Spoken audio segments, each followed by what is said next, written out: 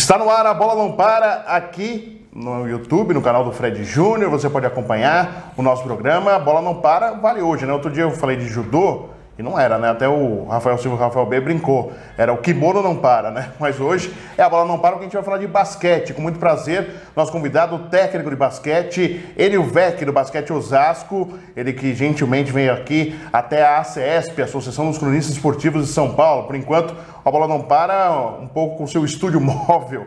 E a gente, claro, segue com o nosso programa e agradecendo a presença do Enio Vecchi. Enio, muito obrigado por estar aqui, participando do nosso programa. Basquete Osasco desde 2014, é isso, Enio? Bom, Fred, primeiro, mais uma vez é uma honra estar com você, agradecer o espaço que você abre para as modalidades que não sejam só o futebol, né? E o basquete tem seu espaço, desde quando você não me entrevistava na Jovem Pan, sempre abriu um espaço, principalmente pessoalmente para mim, e agora no Basquete Osasco nem se fala, né? Claro. Então eu venho já no Basquete Osasco desde 2014, a gente vem desenvolvendo um trabalho onde 2 anos seguidos nós fomos 5º lugar no Paulista, ano passado nós terminamos em 8º, e o trabalho continua crescendo, continua se desenvolvendo. A cada ano que passa nós vamos ampliando o nosso formato, né, de trabalho, inclusive com as escolinhas já há 1 ano, agora em fevereiro fez 1 ano de escolinha e o projeto vai avançando bastante. O Osasco é conhecido como a terra do vôlei, já virou até terra do futebol, né, com o Audax, né? O Audax acabou caindo na Série A2, mas o basquete também está virando aí um pouco a coqueluche em Osasco, também está aproveitando esse momento, a cidade está aproveitando esse momento e abrindo portas para o basquete, Enio? Sim, olha, o Osasco tem uma característica importante, além de ser muito próximo a São Paulo e ter a sua independência, isso favorece muito a cidade. É um polo industrial fortíssimo, é um dos maiores PIBs do estado, se não me engano é o 2º maior PIB do estado. E assim, eu acho que está na hora, acho que aqueles que tiverem essa visão empreendedora, em função daquilo que você colocou, de nós fazermos uma cidade olímpica, quer dizer, você pegar essas modalidades, né, o basquete, o vôlei, o futebol, o judô, a ginástica, a natação, tem muitos esportes acontecendo simultaneamente em Osasco, as pessoas, o ciclismo.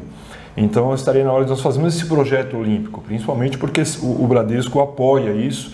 Então, isso viria muito de encontro e nos apoiar e daria uma sustentação e vamos dizer, uma força também, uma força maior, porque hoje, Fred, nós corremos muito atrás de patrocínio. Nós temos aí o Campeonato Paulista batendo as portas, nós temos aí a Copa Sul-Sudeste que também nos classifica os times para a NBB, além da Liga Ouro, tá? E hoje nós estamos em busca desses patrocinadores, aqueles que queiram investir, já que o basquetebol é um esporte que hoje está em alta, é uma ação que hoje está em alta, e além de nós termos praticamente quase 200 crianças no nosso trabalho de base. Inclusive ontem eles jogou o Sub-13, jogou o Sub-14, jogou o Sub-15, o Sub-12, e é só no primeiro ano, né? E você vê a força que tem o basquete hoje, que apenas em 1 ano nós já temos, em apenas em um polo, que é lá no Geodésico, no nosso local de treinamento, nós temos praticamente 200 crianças. Nós queremos ampliar isso para outros polos na cidade e fazer com que essas crianças tenham uma oportunidade na vida, como eu tive, como você também deve ter praticado esporte, sabe que essa função do esporte ela é muito importante. Social, né? Não que você vai virar um atleta excepcional, mas você vai ter um encaminhamento na vida muito importante, socialmente falando. E, Enio, até aproveitando, né? Claro que você trabalha no Osasco com o objetivo de ganhar títulos, conquistas, mas muito mais que isso, o trabalho seu no Osasco é exatamente a sua maior conquista, vai ser ver o desenvolvimento da sua modalidade na cidade de Osasco, muito mais que um título, muito mais que um campeonato, que é óbvio, vale e coroa todo um trabalho, mas esse é o trabalho inicial, esse é o pensamento de vocês, exatamente dar força para a modalidade, que Osasco seja aí o berço aí do basquete no Brasil, por exemplo? Sim, eu acho que isso é o que nós temos em mente, assim, até independente da administração pública que esteja no momento, fazer com que o basquete de Osasco e o esporte na cidade seja perene, não apenas naquele momento. Hoje nós temos o apoio da prefeitura, a gente sabe que a prefeitura tem outras preocupações, né? Mas que esse aspecto social, esse aspecto esportivo também tem que estar inserido como um todo, né? Mas evidentemente que a gente não não quer nenhum recurso da prefeitura, apenas o apoio com relação às empresas, porque essas empresas poderiam apoiar e podem apoiar, como tem apoiado o esporte na cidade, mas nós precisamos de muito mais. Então esse objetivo, esse seria o ideal, esse eu acho que é um sonho de que quando eu olhar para trás mais tarde a gente vê a alavancada que o basquetebol deu na cidade e que eu pude estar presente, eu pude estar participando disso. Além de toda a história que o basquetebol de Osasco tem, mas eu poder ter dado essa alavancada e ter ajudado muito nesse desenvolvimento, como eu tenho visto agora e visto lá nas categorias de base, eu acho que isso vai trazer uma felicidade muito grande, não só para mim, mas para a região como um todo.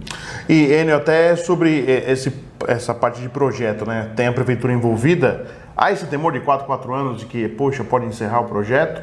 Ou há uma garantia que, independente de quem esteja, é um projeto a longo prazo? Mesmo está certo que 4 anos dá para se fazer um médio prazo, mas um projeto a longo prazo, para que valha tudo a pena que foi feito e não seja jogado na lata do lixo, Enio? Não, nós já temos conquistado isso, Fred. Isso é muito importante que você colocou. Você vê, a administração passada mudou, hoje nós temos uma nova administração na cidade e o projeto continua porque existe a seriedade, né? Inclusive o próprio prefeito atual, Rogério Lins, acompanhava os nossos jogos, então ele sabe da seriedade do projeto e ele não tem medido esforços, mas evidentemente que ainda é tímido em relação àquilo que nós precisamos, né? Não só, como eu volto a falar, não só o basquete, como várias modalidades, né? E isso é muito importante, eu acho que isso é fundamental, porque eu acho que o basquete não pode ter um carimbo de um partido político, de uma classe política. Eu acho que a política ela é importante, ela faz parte.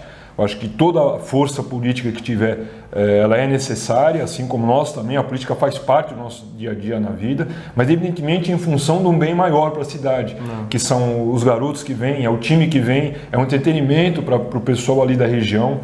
Nós temos tido, mesmo com o time perdendo no ano passado, nós temos lá o ginásio que cabem praticamente 700, 800 pessoas, a molecada ia assistir. Quer dizer, e sem essa função de você ter um time como espelho, um time adulto como espelho para a garotada, também não tem sentido. Quer dizer, a nossa ideia é essa, de você ter o espelho, a garotada vai assistindo e vai se desenvolvendo.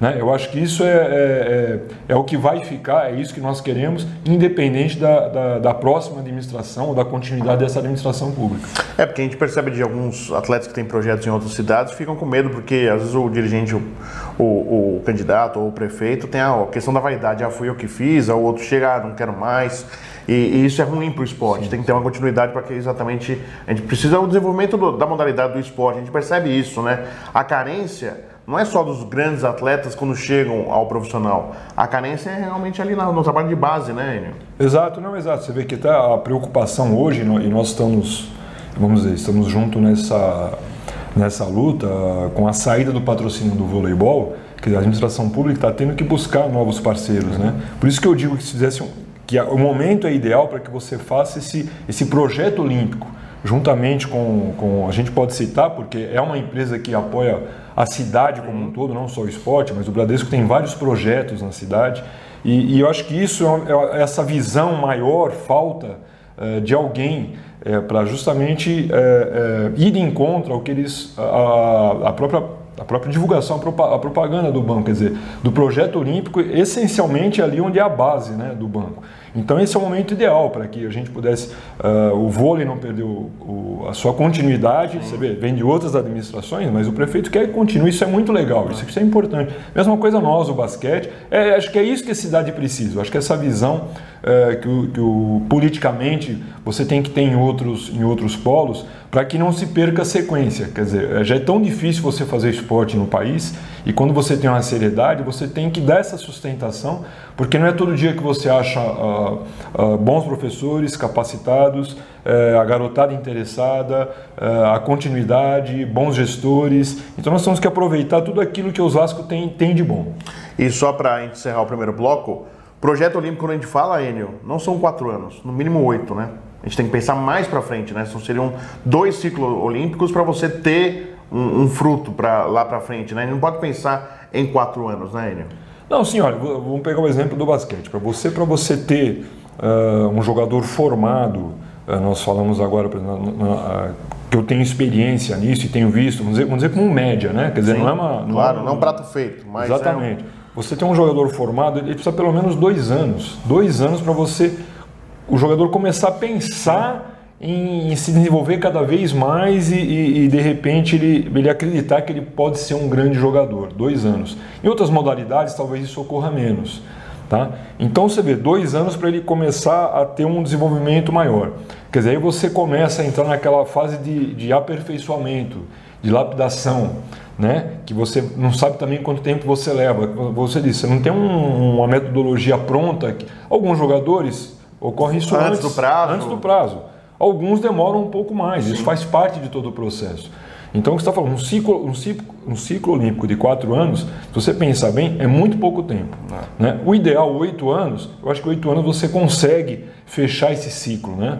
E logicamente que aí 8 anos você, daí para frente, com certeza ele vai ser perene, que é o que acontece nos grandes centros, pelo que a gente conhece, no mundo, nas grandes potências, acontece isso. Quer dizer, se você pegar um projeto, você vai na Alemanha, qual que é o projeto do futebol na Alemanha? Para não dizer do basquete, na Alemanha, qual que é o projeto do futebol? Quer dizer, não é de agora. Foi de 2006, quando eles foram mal na Copa em casa. E aí resolveram. Estamos falando de alguém que já tem um projeto, né? Imagine quem ainda não começou. Então, acho que você colocando um prazo mínimo de 8 anos, seria, vamos dizer, o inicial para que a gente pudesse ter uma força olímpica, quem sabe daqui... A gente sempre fala isso, né? Daqui 15 anos, 10 anos, mas eu como técnico, e dentro do nosso imediatismo, nós gostaríamos que isso acontecesse já no próximo evento, na próxima competição olímpica, nós já gostaríamos de ver tudo isso acontecendo. Nós estamos conversando com o Enio Vec. Nós vamos ao intervalo rapidinho e a gente já retorna no segundo bloco, trazendo mais aqui no A Bola Não Para, o técnico de basquete Enio Vec para você.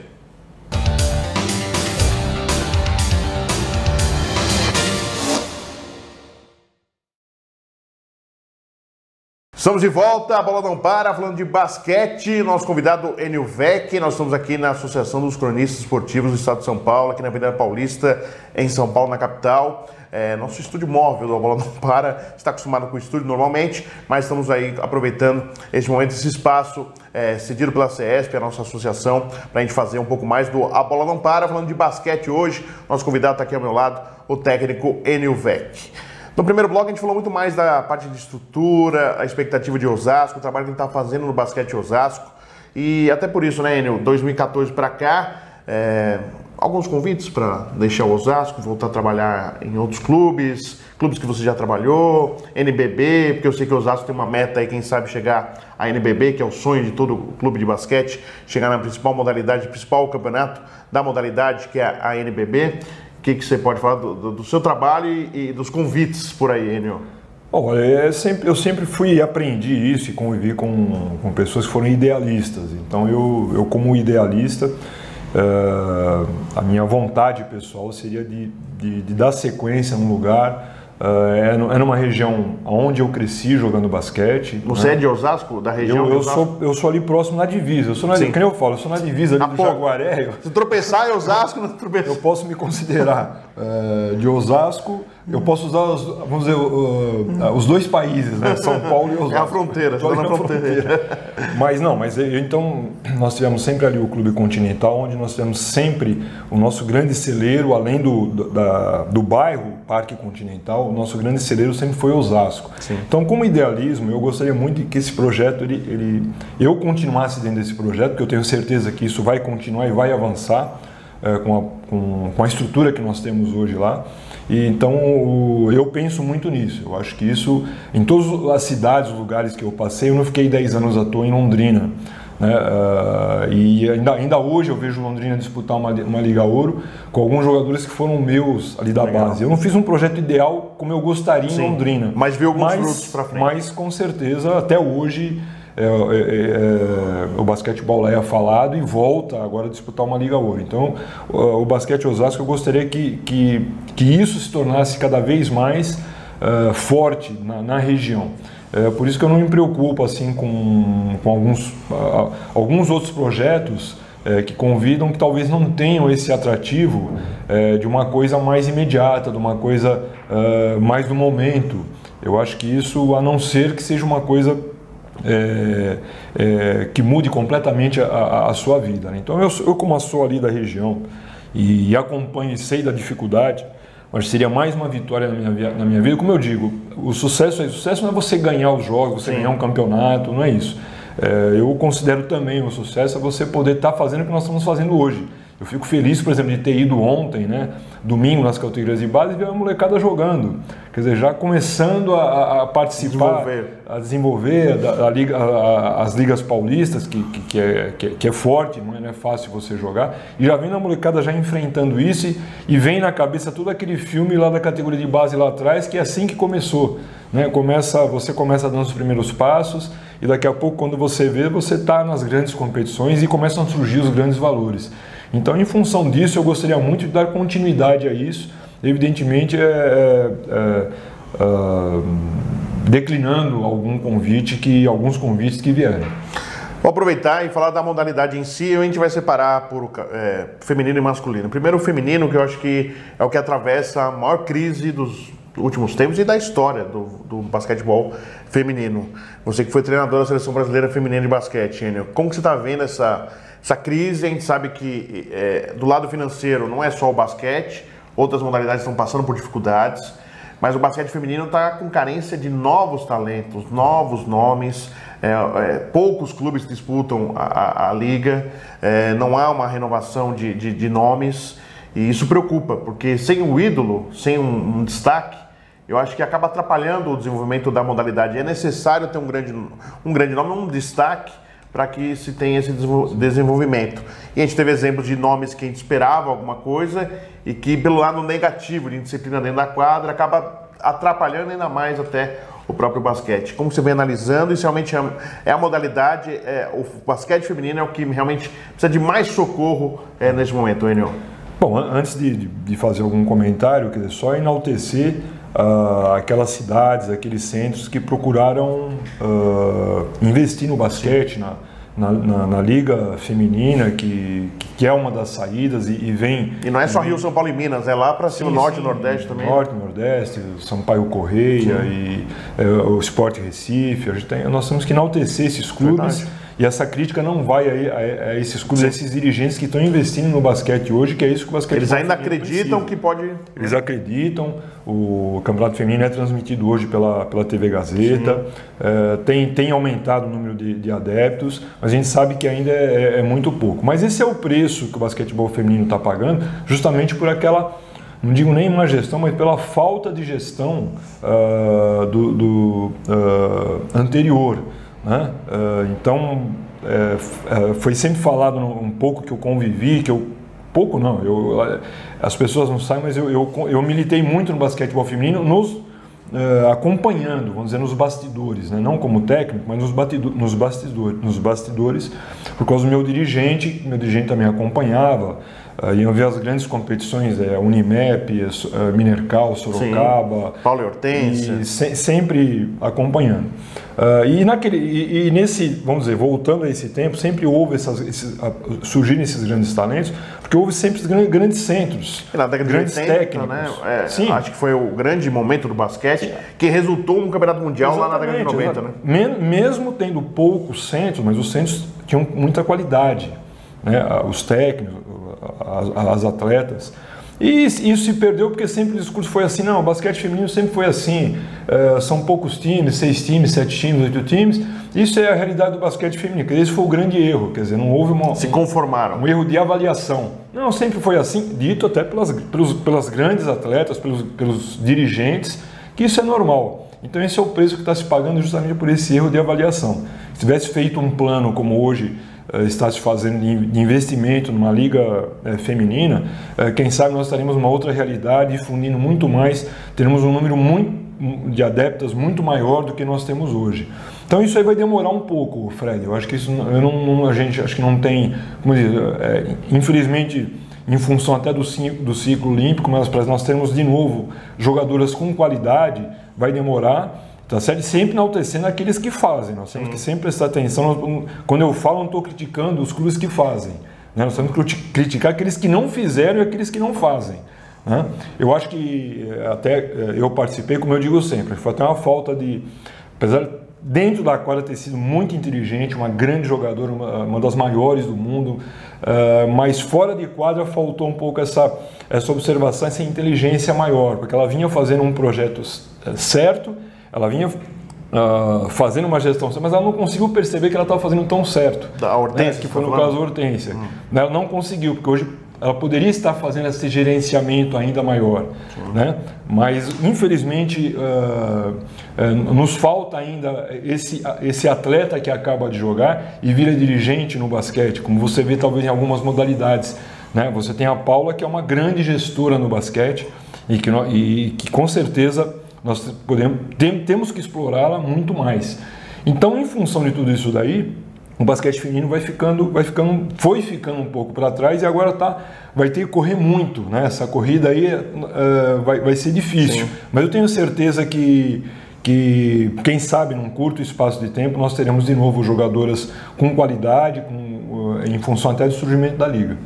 E no masculino, que você também pode falar com muita tranquilidade, Enio, se esperava muito, né, uma despedida de uma geração nos Jogos Olímpicos no Rio de Janeiro e acabou decepcionando, isso não aconteceu. Se esperava uma medalha, até faziam as contas para escapar dos Estados Unidos, para pensar em uma medalha de prata, uma medalha de bronze. Ouro seria muito difícil, em virtude da potência norte-americana. Mas isso não aconteceu e não foi a primeira vez, né? Essa geração, por muito se esperou e pouco se deu frutos em relação à seleção. Não a carreira individual de cada atleta, que fizeram sucesso na NBA. E a escolha, a definição da confederação de apoiar e ter um técnico estrangeiro, que foi o Magnano, que foi um argentino, que se esperou muito dele pelo que ele fez na Argentina e que, sem te olhar em resultados, não foi o esperado.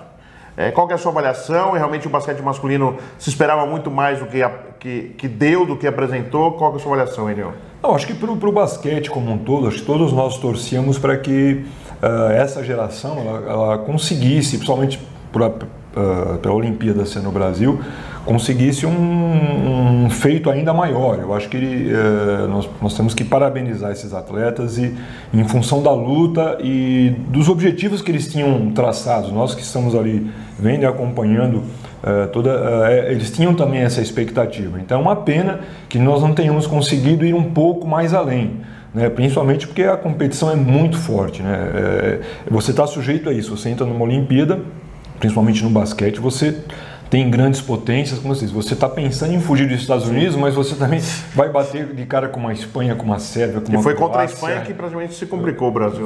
Você vê que não é fácil, né? Não é assim tão fácil. E as demais equipes, uma Argentina também, tradicionalmente, sempre em competições internacionais ela cresce. Então, assim, não foi o resultado esperado, mas numa competição como essa, você não pode ter como avaliação assim que, puxa vida, não é que foi mal, é que realmente a competição é muito forte. Eu acho que os jogadores também se sentiram frustrados com relação ao que eles poderiam ter alcançado. Eu acho que essa é a sensação que todos nós temos. Todos nós torcemos, nós queríamos que essa geração fosse premiada com um resultado melhor, mas eu acho que eles conseguiram alguns resultados expressivos, que foi a conquista do pré-olímpico. O Brasil fazia tempo que não fazia uma conquista tão brilhante como foi do pré-olímpico. Acho que o Magnano conseguiu deixar algum legado com relação a esse trabalho na confederação. Eu acho que esse técnico novo que vem também vai poder deixar um pouco mais. Isso é importante para que a gente possa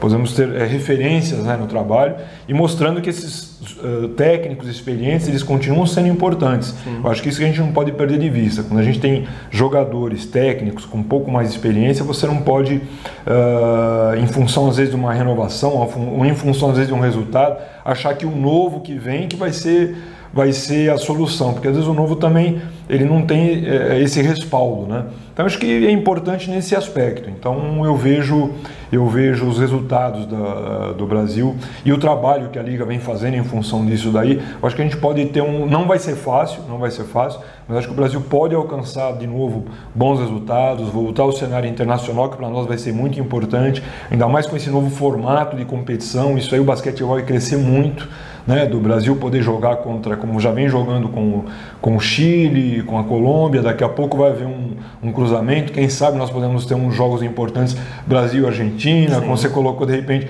Brasil e começa com os times do Centro-América, Canadá, Porto Rico, quem sabe Estados Unidos, já pensou você ter uma competição, você vai ter esse Ibirapuera, o Maracanãzinho, onde quer que seja, com certeza lotado em função desse formato. Então acho que a expectativa do crescimento do basquetebol mundial é grande e o Brasil não pode perder se acoplar a isso, né? Acompanhar esse desenvolvimento que a FIBA vem fazendo no mundo.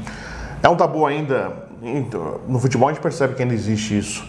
Técnico estrangeiro é um tabu para os técnicos brasileiros, Enio? Você vê com bons olhos ou você fica um pouco um pé atrás? Você acha que é um desprestígio ao técnico brasileiro? Não, eu acho assim, eu acho que desde que, eu sempre falei isso desde o início, não é? Desde que esse técnico traga uma grande bagagem, traga conhecimento para nós também que somos daqui, porque como que eu me formei como técnico?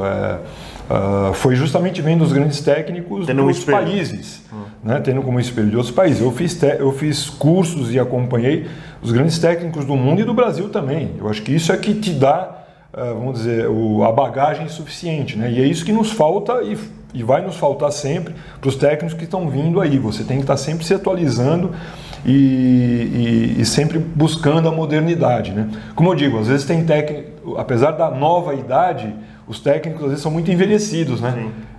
As ideias, né? Exatamente, as ideias, né? E às vezes um técnico novo, como eu falei, o Alexander, o novo técnico, quer dizer, ele já lançou o Thiago como sendo, entre aspas, eu não sei se é isso, eu estou falando a minha... Sim, o Iago do Paulistano como sendo o homem dele. Tomara que seja isso, tomara que o Iago corresponda a isso.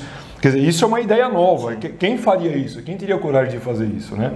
É um exemplo. Sim. Então, acho que os técnicos que venham e possam trazer, e que a confederação promova esse maior conhecimento, esse desenvolvimento com relação aos clubes, a palestras, a ministrar clínicas para os outros técnicos, isso vai agregar muito valor. Acho que isso agrega muito valor.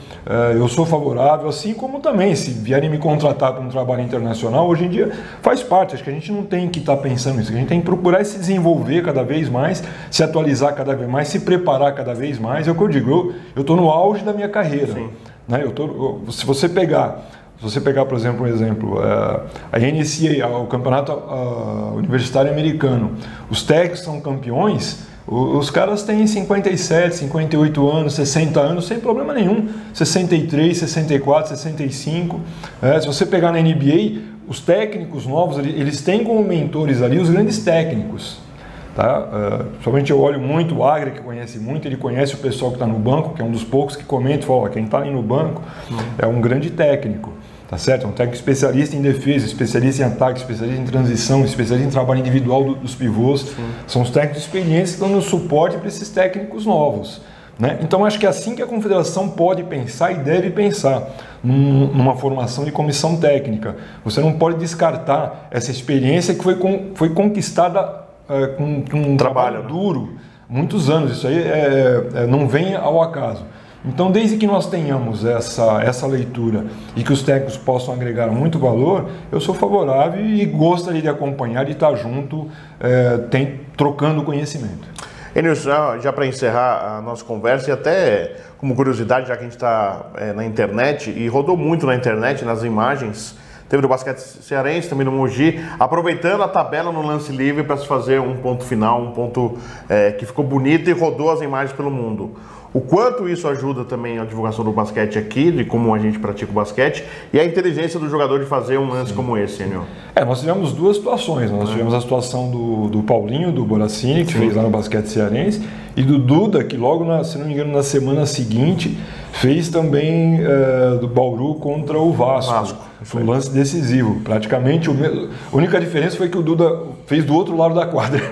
E o do basquete cearense acabou a partida, acabou né? a partida. Ainda contra o Vasco. O Vasco também teve 2, 3 segundos. É que assim, ficou simbolizado que quando acaba, né? Encerrou. Não, Mas os dois foram interessantes. Não, mas para o pessoal ter uma noção, são lances assim muito difíceis. São lances assim que vão acontecer. Porque você tem que acertar bem na tabela para depois pegar a bola e ainda acertar. Exatamente. E os jogadores é o que a gente fala, mesmo na brincadeira, às vezes a gente brinca do jogador fazer uma cesta no meio da quadra, tem um prêmio no final de treino. É uma brincadeira, mas é uma brincadeira com objetivo. É um lance que você pode. O jogador está treinando ali. Não pode ter certeza que esses jogadores, de uma certa forma, eles acabam fazendo ali no dia a dia, tipo uma brincadeira, vamos dizer assim, né? Entre aspas. Mas é que ajuda muito, logo, com certeza, porque são lances dificílimos, são lances que ficam marcados, são lances que fazem parte do esporte, como exemplo. E ajuda muito, lógico, a divulgar, quer dizer, a imagem, hoje em dia o mundo inteiro acabou passando essas imagens. A gente espera que lances como esse aconteçam muito mais aqui no basquetebol brasileiro. Nós teremos aí as finais, estão acompanhando, né? O Mogi já saiu na frente do Flamengo. Isso. Nós vamos ter Paulistano e Bauru também. Com certeza teremos jogos equilibrados. E só vai sedimentando e trazendo cada vez mais o público, os ginásios lotados, que a gente vem acompanhando. Então, o que eu digo, o basquetebol hoje é uma ação que está em alta, e isso é muito bom para os clubes, para os técnicos, para os jogadores, para as empresas que querem investir, para vocês que acompanham, ter o basquete como evidência. Enio, prazer conversar com você. A gente conversou muito por telefone, né, em virtude da Jovem Pan no Domingo Esporte, que eu apresentava, a gente fazia as entrevistas e era mais fácil, né? O rádio tem essa facilidade. Eu agradeço você ter vindo até aqui. Boa sorte, parabéns pelo trabalho, pela carreira que você tem no basquete. Uma referência quando se fala de basquete é o Enio. Boa sorte, viu, Enio? Muito obrigado. Tá bom. Eu que agradeço, Fred, mais uma vez. Valeu. E que você continue apoiando essas modalidades que é tão difícil você conseguir um espaço, e tendo um espaço como o seu, independente de ser na rádio, de ser aqui na internet, no YouTube, que você tenha cada vez mais sucesso, que você possa sempre nos dar essa oportunidade, que é muito importante para o desenvolvimento do esporte como um todo.